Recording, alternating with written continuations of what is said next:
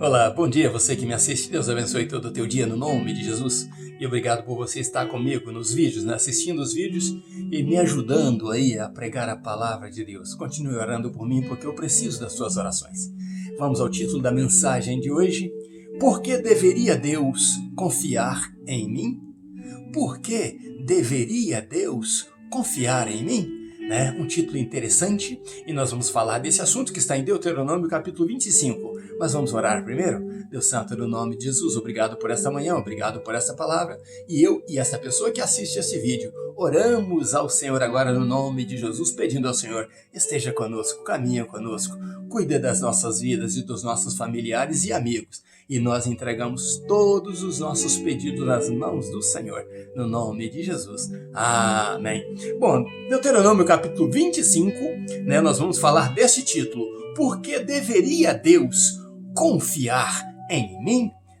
Existem situações que Deus confia no homem, como Deus estava falando ali, usando Moisés para falar com o povo, e disso nós vamos falar hoje.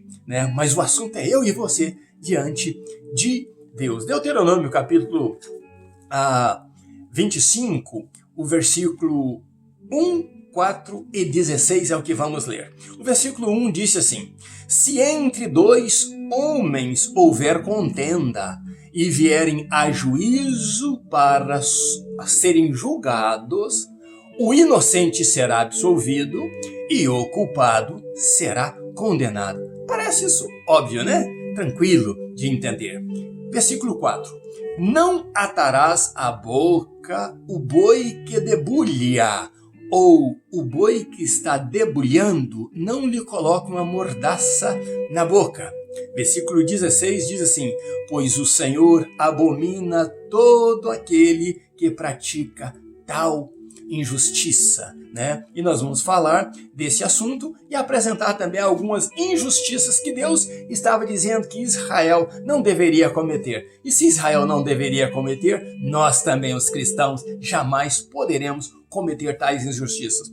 No que lemos, então, apresenta no versículo 1 ao versículo 3, a situação de dois homens estarem em contenda. Então, eles seriam levados, como Deus dizia, a juízo. Estariam ali, como nós dissemos antes, os sacerdotes e o juiz da cidade para julgar este caso. Neste juízo, o que Deus determina é o seguinte: o inocente será absolvido e o culpado passará por açoites publicamente para que haja temor em Israel, para que ele depois não queira mais errar.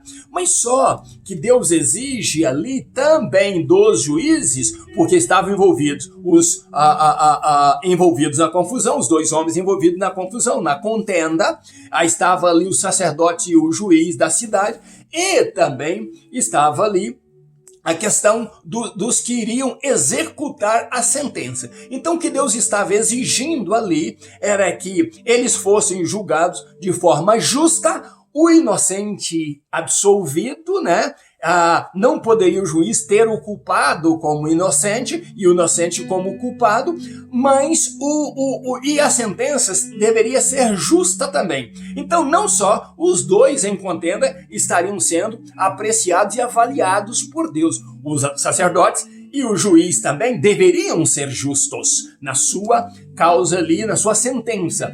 E teria ali então os açoites a serem dados, que não poderiam passar de 40 açoites, mas publicamente, para que houvesse temor, para que o povo não quisesse ou não buscasse errar e nem levantar contendas uns com os outros. Mas será que hoje em dia nós vemos isso, uma justiça justa, uma sentença aplicada de forma justa e o inocente sendo realmente absolvido? Porque parece que nos julgamentos pagãos ali, antes de Deus estabelecer isso para Israel, haveria parcialidade. haveria ajudinha, né? Decisões debaixo da mesa, debaixo dos panos ou atrás das cortinas, decisões que favoreceria ao culpado e também prejudicava o inocente. Então Deus não queria que isso acontecesse para Israel. Sejam justos no juízo. Nós também devemos olhar para as nossas vidas e entendemos como quando somos culpados, somos passivos de açoite, sim, de Deus, da correção de Deus. E se somos culpados diante da sociedade, somos passivos também do juízo que vier sobre nós. Então, isso deverá ser justo. A sentença deve ser justa, né? A quantidade de açoites ali, que era a cultura que Deus estava estabelecendo em Israel, deveria ser justa, e o juiz deveria, e o sacerdote, ter a consciência de que eles julgaram corretamente como Deus mandou. Eu quero ensinar para você a palavra de Deus e trazê-la para os nossos dias. Por isso, eu estou aqui com você. Bom, também no verso 4 diz assim: e não amordace a boca, ou não coloque, né, nada tapando a boca do boi que debulha. O que isso quer dizer? E vamos trazer para os nossos dias. Que o fazendeiro ali, quando eu colocasse o boi para pisar o trigo ou o milho, ali, os grãos, né, que saíssem da palha ou da espiga, seria o produto que ele estava extraindo da sua colheita. Mas costumes de alguns na época, amordaçar o boi para que ele não comesse do produto. Então o boi tinha que ali ficar trabalhando, pisando com seu peso, tirando o produto da casca ou da espiga, mas ele não tinha a liberdade para também comer enquanto trabalhava. E isto era proibido por Deus. O boi vai trabalhar, mas ele também pode comer do produto que ele está rendendo a você, que ele está trazendo até você limpo, né? Fora do grão, ou fora da espiga ou fora da palha. Bom, nos nossos dias isso é muito aplicável. Você vê que os ricos também, os poderosos, né, os governantes, querem que você produz, mas quer tapar a tua boca. Eles comem a picanha, eles comem o seu caviar, eles tomam seus altos vinhos, eles tomam suas bebidas caras. Mas você não tem direito de comer legitimamente e nem de reclamar a tua dor, porque eles estão amordaçando a sociedade, amordaçando aqueles que pisam o lagar, aqueles que trabalham, aqueles que produzem, são os mais prejudicados por esses grandes aí que se sentem donos, todo poderosos. Mas só que isto é injustiça e Deus abomina. Tanto mau juízo quanto a injustiça de amordaçar aqueles que produzem, Deus abomina. Todo governo socialista, todo governo que vem totalitário aí querendo mandar e oprimir a associação é abominável diante de Deus. Você não pode ter a boca amordaçada e Deus não quer isso para você. Por isso que a palavra de Deus nos dá liberdade em dizer aquilo que somos. E aquilo que produzimos, nós temos a liberdade de dizer e de comer daquilo que nós produzimos. É lei, é de Deus e tudo que passar disso é abominação. Isso é o tópico 2 do assunto que está no versículo 4. Né? E temos o tópico 3 também, que fala sobre a proibição de usar costumes pagãos, né, no que se trataria ao milho, que nós já dizemos, né? Aqui também tem falando nesse mesmo capítulo sobre os pesos e medidas, né? Porque na época usava-se também os pagãos 2 pesos, um peso verdadeiro e um peso falso que parecia verdadeiro, mas não era verdadeiro, e uma medida verdadeira e uma medida falsa que parecia verdadeira, mas não era verdadeira. Então entendemos que eles usavam o peso correto para beneficiar os seus clientes, os seus fregueses de poder aquisitivo alto. Então eles tratavam bem, mas os pobres, os necessitados, aqueles que não tinham muito conhecimento, eles usavam o peso falso e também a medida falsa. Então o pobre sempre foi prejudicado. O necessitado sempre foi prejudicado. E Deus proibiu isto aí, né? Nesse mesmo capítulo, ele disse: vocês devem ter o mesmo peso e a mesma medida para todos. Por isso que a Bíblia diz que você deve julgar de uma forma que você também seja julgado por ela. À medida que você medir o próximo, você deve também saber que você será medido. Então, se você é falso com um e verdadeiro com outro, você vai ser tratado com justiça como falso, porque você não está sendo verdadeiro, você está sendo parcial, e a Bíblia proíbe a parcialidade. Você tem que tratar pretos, brancos, altos, baixos, gordos, magros, cultos e incultos com a mesma dignidade, pobres e ricos com a mesma dignidade. Você não pode mudar a face dura para o pobre e a face escancarada para o rico, né? Mostrando a sua face de alegria para o rico e o seu constrangimento, a sua dor, a sua repreensão, a sua repugnância ao pobre, porque isso Deus condena, mesmo peso e a mesma medida, tanto para um quanto para com os outros, porque tanto uma coisa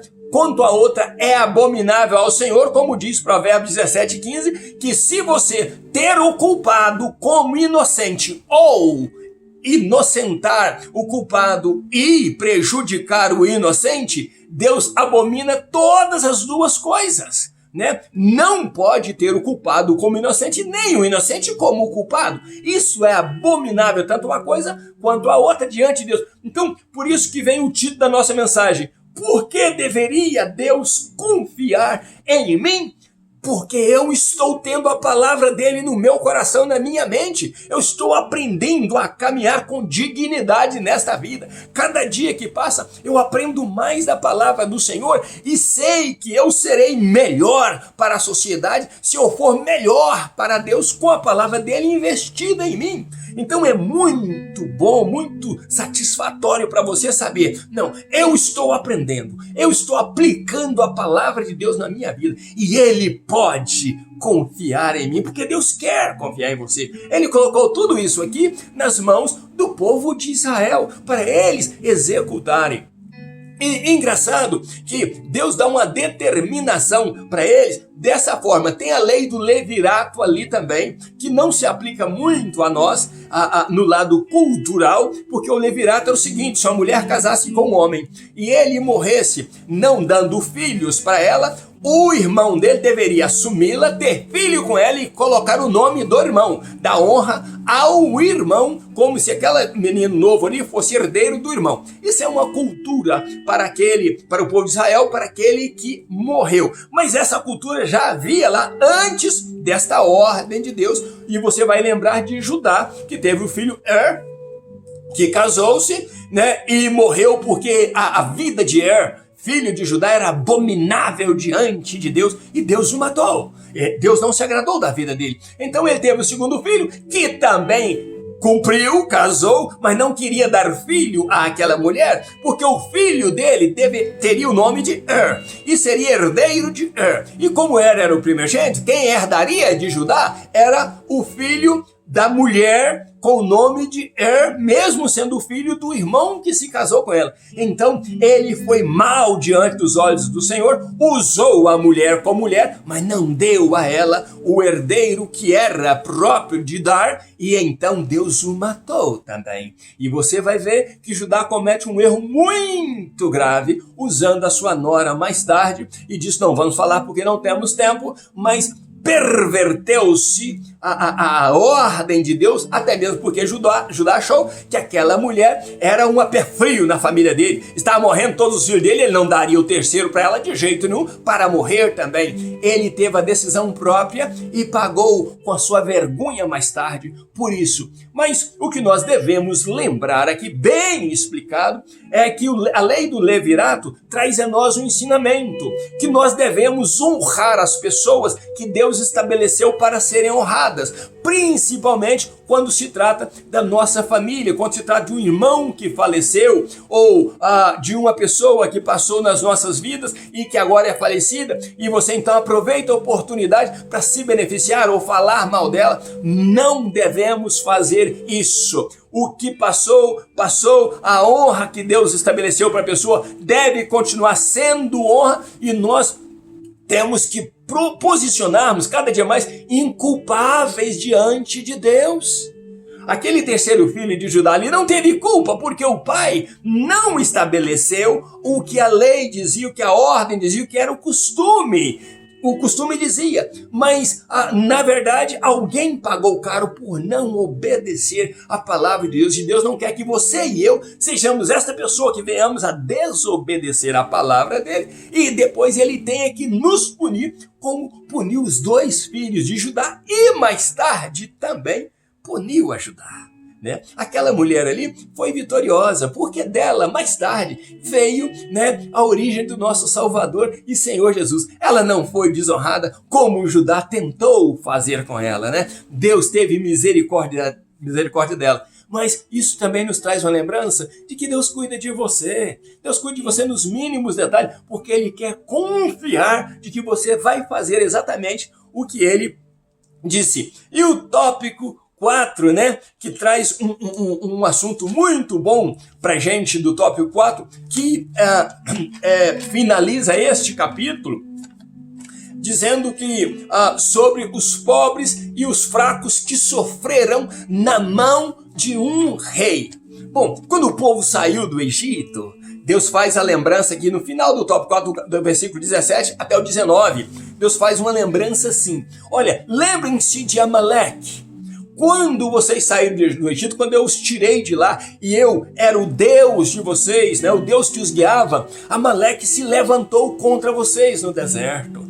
Amaleque tentou acabar com vocês. Amaleque aproveitou que vocês estavam cansados, andando no deserto, e os atacou. E ele conseguiu, na vossa retaguarda, a pegar alguns cansados, alguns fracos, né? Alguns desprovidos ali e que eram mais humildes, estavam na retaguarda ali de vocês, e ele os alcançou e ele derrubou a muitos. Mas lembre-se de uma coisa: vocês venceram os amalequitas, né? Porque eu coloquei Moisés ali na posição, e quando o braço dele estava estendido, eu abençoava vocês. Quando o braço dele estava erguido, eu abençoava vocês, e vocês venceram aquela batalha. Mas Amaleque continuou existindo, e no dia que vocês encontrarem e guerrearem com Amaleque, destrua-o completamente, a sua herança. Não deixe nada para depois, não deixe nada existindo. Acabe com homens, mulheres, crianças, etc. O que Deus estava dizendo com isso? É que mais tarde teria uma guerra, e essa guerra foi feita com Saul. A ordem que Deus deu lá nesse capítulo 25, se lembrem que ele iria acabar totalmente com vocês. Acabe totalmente com a herança dele, não deixe nada para trás. Porque você e eu devemos saber que quando nós não resolvemos um problema por completo, aquela parte que não foi resolvida pode depois vir com muita força sobre a gente e nos destruir. Era isto que Deus estava dizendo. E mais tarde Saul tem essa oportunidade de acabar com a herança de Amaleque, né? De acabar com todos eles. Mas Saul não faz isso. Saul desobedece a ordem de Deus, a palavra de Deus. Acaba com alguma parte, mas deixa o rei vivo e pega ali bois, né, animais que Deus havia proibido de pegar. Não tire nada do teu inimigo, destrua tudo, porque aquilo ali era fruto de idolatria, e às vezes a gente quer trazer as coisas do mal para sermos beneficiados com ela, e Deus não permite. O que aconteceu, né, que Deus então disse a Saul: você é desobediente. Eu te dei uma ordem e você desobedeceu. E aí começa o declínio de Saul por desobedecer a palavra de Deus. Deus estava dizendo isso para o povo e está dizendo para mim e para você também. Quando os problemas vierem, resolva completamente o problema. Se você depende de Deus, traz o teu problema para Deus e peça: Deus, me ajude a resolver este problema. Eu não posso deixar nenhuma fagulha, uma agulhinha, nenhuma ponta desse problema sem resolver. Eu preciso resolver na totalidade. Mas também não tire benefícios deste problema, dizendo: não, eu vou deixar isto ou aquilo sobreviver para que eu tenha benefício e eu vou usar isso mais tarde a meu favor. Deus quer que você confie nele. Deus quer que você deposite a tua confiança nele. A Deuteronômio capítulo 25 traz 4 tópicos que nos ensina a ser justos e não andar com a obra da injustiça. E nós vamos detalhar algumas obras de injustiça. No tópico 1, né? Traz alguma injustiça. No tópico 2 também traz alguma injustiça. E nós precisamos fugir desta injustiça que permeia esses 4 tópicos, né? E nós, assim fazendo, confiaremos em Deus, né? Confiaremos em Deus e Ele também irá confiar em nós de que nós somos capazes de fazer. Injustiça do tópico 1, ter o culpado, justificando o culpado. Deus abomina isso. Então nós não podemos cometer essa injustiça do tópico 1. Ter o culpado como inocente. Culpado é culpado e inocente é inocente. E sentença é sentença. Injustiça do tópico 2. Forçar o animal ou o homem a trabalhar e não comer do fruto do seu trabalho. Não podemos cometer isso. Se você tem um funcionário, pague a ele o que lhe é devido. Deixa que ele viva a vida segundo o que ele produziu. Seja honesto com ele.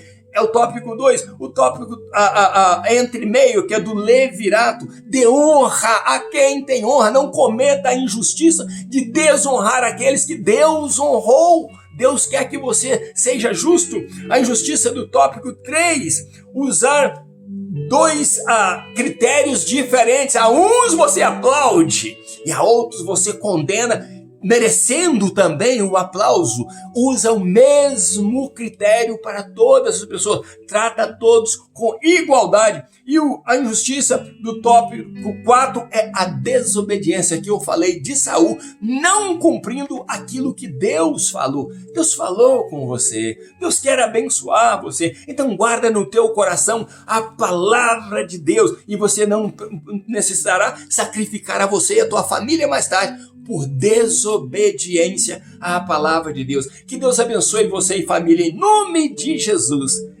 Por que deveria Deus confiar em mim? Porque eu estou guardando cada dia mais a palavra dele no meu coração. Estou aprendendo com a palavra de Deus a andar nos caminhos do Senhor. E então eu honrarei o nome dele. E ele me honrará, porque é promessa dele. Deus quer abençoar você e a sua família. E no nome de Jesus, ainda nos meus pijamas, eu deixo um abraço meu. Pastor Riva Martins, Deus te abençoe e até amanhã, se Deus quiser. Um abraço meu.